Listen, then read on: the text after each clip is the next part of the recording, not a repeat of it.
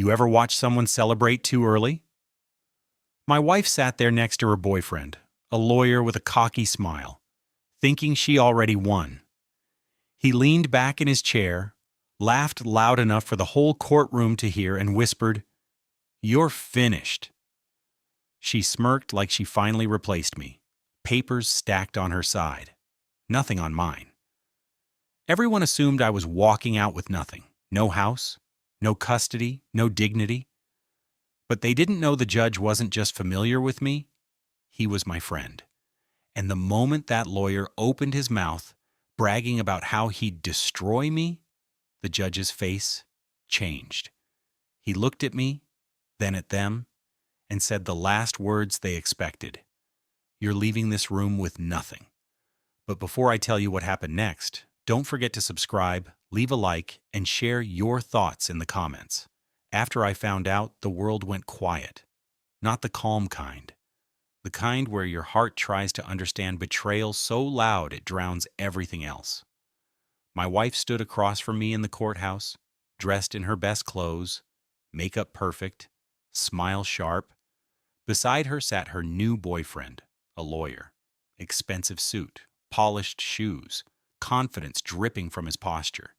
He looked at me like I was a problem he solved before he even opened his briefcase. She didn't look sad, not guilty, not sorry. She looked excited, like this hearing was a game. Like she walked in already crowned winner. He leaned toward her and whispered something, and she giggled behind her hand. They thought they were unstoppable. She brought a lawyer to destroy the man who built her life, the man who paid every bill, the man who stood by her for years while she pretended to love me. I didn't hire anyone. No attorney, no backup, just me. She expected that. She counted on it.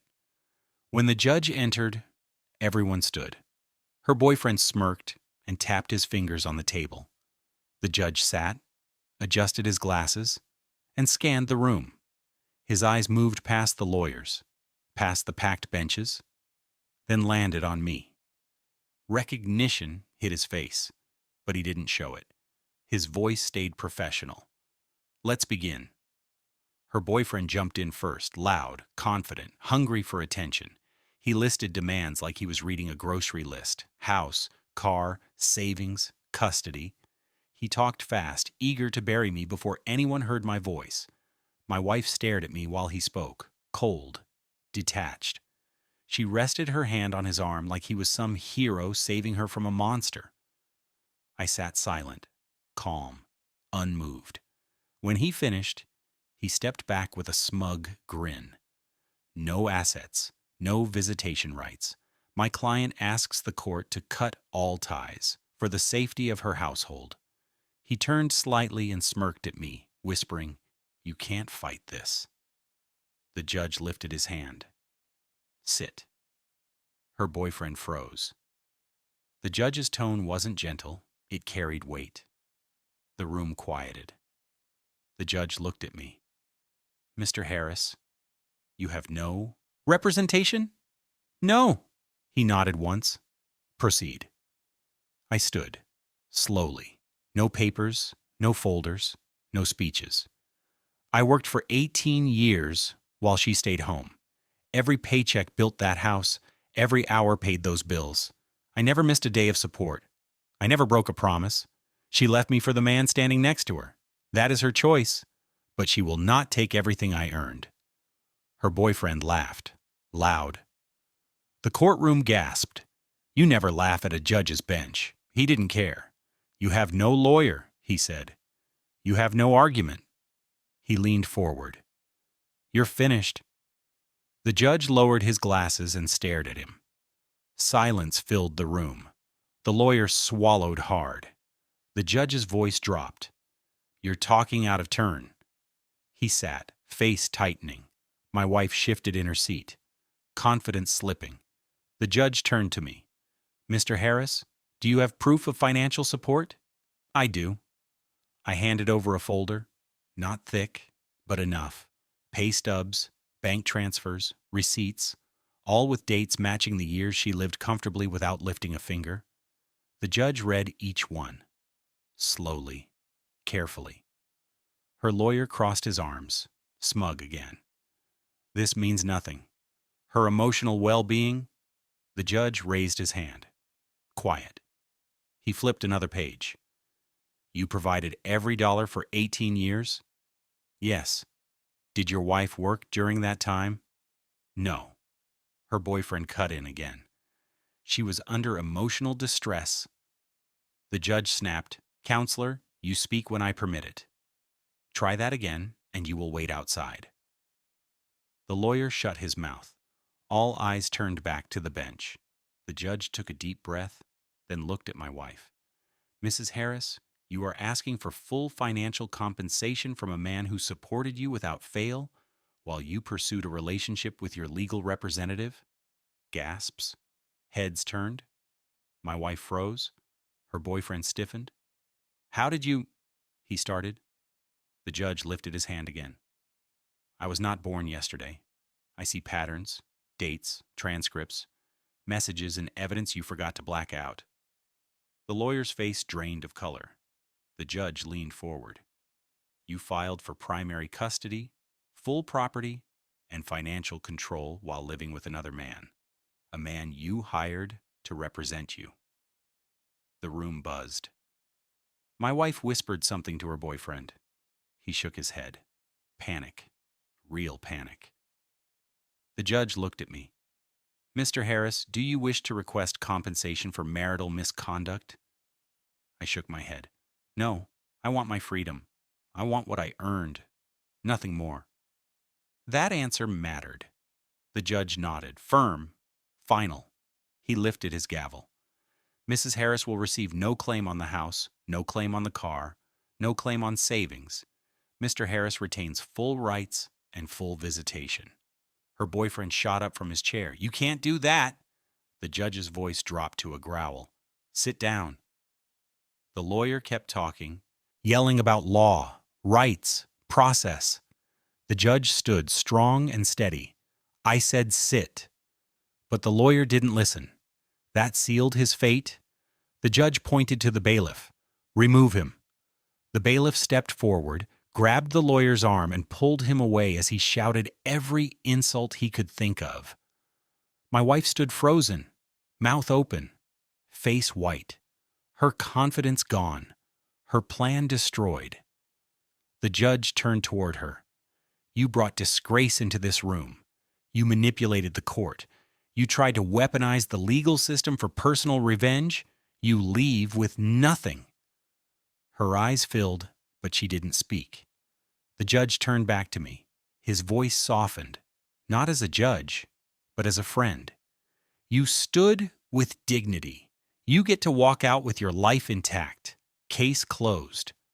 The gavel hit. The room erupted, but I didn't smile. I didn't celebrate. I stood, breathed, and walked toward the exit while my wife cried into her hands and her boyfriend yelled from the hallway. The door closed behind me. Freedom didn't feel loud. It felt quiet. After I stepped outside the courtroom, the cool air hit my face like a reset button. No shouting, no fake smiles, no legal threats, just silence. I leaned against the railing, breathing slow, letting everything sink in. 18 years. Gone. A marriage I believed in. Gone. But so was the weight I carried for too long. A few minutes later, the courtroom doors burst open. Her boyfriend, the lawyer, stormed out with the bailiff behind him, threatening to file complaints, appeals, anything his fragile ego could think of. He shouted into his phone, pacing back and forth, face red with panic. He didn't look like a confident attorney anymore. He looked like a child denied a toy. Then she came out. My wife. No attorney. No plan. No victory. She walked toward me slow, shaky, wiping makeup from her cheeks with the back of her hand. For the first time in years, she looked small. Please, she whispered. Can we talk? I didn't move. I didn't look at her. She stood beside me anyway. You didn't have to destroy me like that, she said. I turned my head just enough to see her face. You tried to take everything I earned. I wasn't thinking clearly. You were thinking clearly enough to cheat? Clearly enough to hire him? Clearly enough to try to take my life apart? She swallowed hard. I'm sorry. No, I said. You're embarrassed. That's not the same. She looked toward the parking lot where her lawyer was still yelling into his phone. He promised he would win. Cheaters always promise things they can't deliver. She wiped her face again. I never meant for this to go that far. Yes, you did, I said. You wanted me hurt. Now you're hurt instead. She stepped closer. We shared years together. Aren't you angry? I was, I said. Then I let go. She blinked fast. So what now? We pretend none of this happened? No, I said. We closed the door and never opened it again. Her voice cracked. Don't say that. You already ended us, I said. Court just made it official. She reached for my hand. I stepped back. You don't love me anymore? She whispered. You don't get to ask that, I said. Not after what you did. Her breath shook. I don't know why I cheated. I don't know why I trusted him. I ruined everything. That's the first true thing you've said. She leaned against the rail, defeated. What do I do now? Start over, I said, without me. She stared at the ground. I thought if I left, I would be happier. I thought he was better. I thought I deserved more. You didn't want more, I said. You wanted easy attention. You wanted someone to tell you you're smarter, prettier, more special than you felt. Her eyes filled again. Are you happy now, seeing me like this? No, I said. I'm not happy you're miserable, but I'm proud I walked away. She turned her head, eyes trembling. You loved me. I did, I said. Enough to stay. Enough to believe in you. Enough to forgive mistakes. But you burned that. I won't stand in the ashes waiting for you to notice. She took a long breath. I don't have anywhere to go. He doesn't want me now. That's not my problem anymore. Her lips parted with disbelief. You would leave me like this? You left me long before today. Silence held the air still. Finally, she whispered, Can we at least talk tonight? Please, one last time. No. She inhaled sharply. You're different. Because I learned, I said. Love is not loyalty to someone who hurts you. She covered her face again. Small, broken sobs. I stood still, watching a woman who never thought consequences would reach her. She thought betrayal was free. She thought love was disposable. She thought I would break. But I didn't. I walked toward the parking lot. She followed, desperate. Wait, she said. At least give me a ride. No, I said. Call a cab. I don't have my wallet. Ask your lawyer, I said. She looked toward him. He was cursing into his phone, ignoring her completely. Her voice dropped to a whisper. Please. I looked at her one last time. You chose him. You deal with him. Then I unlocked my truck, got in, and closed the door. She pressed her hand to the window, tears streaking her cheeks. I'm sorry, she mouthed. I started the engine and pulled away. As I drove, I didn't look back. Not once. The courthouse shrank in my rear view, and with every mile I felt lighter, stronger, free. Halfway home, my phone buzzed with a text from the judge. You handled yourself with dignity. If you need help securing assets or changing locks, call me. I smiled. After years of feeling powerless, someone was finally on my side. Not out of pity, out of respect. When I got home, the house felt different. Not haunted, not painful, just mine. Quiet, clean, safe. I made a cup of coffee, sat at the kitchen table, and exhaled. For the first time in years, I didn't feel like a man fighting for scraps of love. I felt like a man reclaiming his life. But the story wasn't finished. Because after she lost the case, she didn't walk away. She came back. And the next time she showed up, she wasn't crying. She was angry. After a few days, the house settled into a silence I could live with. No arguing, no slamming doors, no pretending everything was fine. I woke up early, made breakfast, and sat by the window with coffee while the sun came up. Freedom looked ordinary, but it felt new. Around noon, a car pulled into the driveway. Loud engine, fast stop. I knew the sound before I looked. Her. This time, she didn't step out small and broken. She slammed the door, stomped up the walk, and hit the doorbell hard enough to shake the frame. I didn't rush. I finished my drink, washed the cup, then opened the door. She stood there with her arms crossed, makeup smeared, hair wild, anger burning in her eyes. "You think you can throw me away?" she snapped. "I didn't throw you anywhere," I said. "You walked." She pushed past me into the hallway. "I lost everything because of you." "No," I said.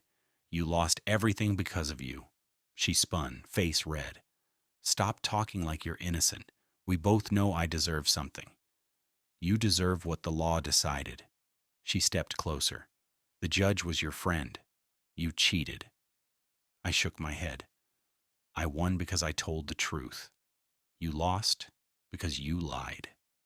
Her breathing got heavy. "You ruined my life. You ruined your own." She laughed once, bitter and sharp. "You think you look strong? You don't. You look heartless."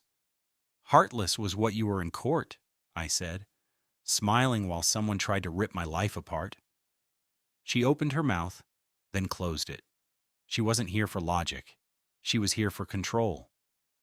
She walked through the house, touching furniture like she owned it. "I want my things." "Your box is in the garage," I said. "Take it and leave." She stopped in front of a photo on the wall. Us, years ago, smiling on a beach. She turned, eyes wet, voice low. "You meant something to me." "You don't cheat on someone who means something," I said. She stared hard. "Fine, then be alone. See how it feels." "It feels peaceful." Her face twisted. That answer hurt her more than anger ever could. She grabbed her box, stormed out, and tossed it into her car. Then she got in and peeled out of the driveway without looking back. I thought that was the end. It wasn't. The next morning, I woke to messages from mutual friends. Screenshots, posts, comments. She went online and tried to rewrite the story, said I abused her, said I controlled her, said she left because she felt unsafe.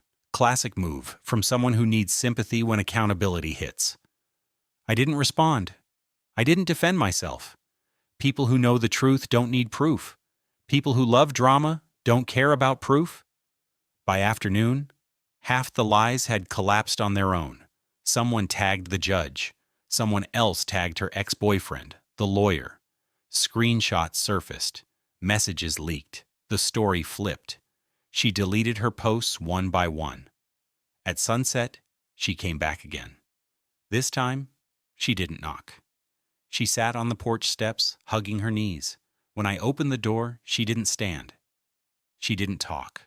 She stared straight ahead. "I feel empty," she whispered. "You built your life on lies," I said. "Lies collapse." She rubbed her face. "Why didn't you fight me? Why didn't you scream? Why didn't you try to fix us?" "Because I tried for years," I answered. "You tried for attention." A long silence settled between us. Crickets in the yard, leaves blowing across the pavement. The world moved on, even if she didn't. She whispered, "I miss who we were." I shook my head. "We weren't real by the end. You left long before the court did." She swallowed. "I thought you'd chase me." "I know." Her eyes closed. "I didn't believe you'd take care of yourself first." That's why I needed to. She nodded slowly. So this is it? This is it. She stood, looked at me for a long moment. You were good to me. Better than I deserved. I didn't answer. She walked to her car, opened the door, then paused. I hope someone treats you the way you treated me, she said softly, with patience, with loyalty, with respect. I nodded once. She got in, closed the door, and drove away slow. No yelling, no threats, no promises, just quiet acceptance. I watched the taillights fade down the road. No part of me wanted to chase her. No part of me wondered if she'd come back. Some endings don't need applause. They just need closure. Inside, the house felt steady. I grabbed a pen and paper, wrote a list of things I wanted to rebuild, my routine, my work, my peace. I wasn't planning revenge. I wasn't planning a new love. I was planning my life without someone who treated me like an option. A week passed. Work got better. Sleep got deeper. Friends reached out. The judge called once, asked if I needed help filing anything else. I thanked him. He said I handled myself like a man with pride. I needed to hear that. One night I sat on the couch, lights low, movie playing. My phone buzzed. A text from an unknown number. I hope you're happy. I moved back with my parents. I'm trying to start over. Thank you for walking away when I didn't have the courage. I didn't reply. She didn't ask for another chance. She didn't throw blame. She sounded human. Broken. Real. I put the phone down and watched the last minutes of the movie. When it ended, I turned off the TV, locked the doors, and went to bed. For the first time in years, I slept without fear of betrayal. I didn't win the marriage. I won myself back. That was enough.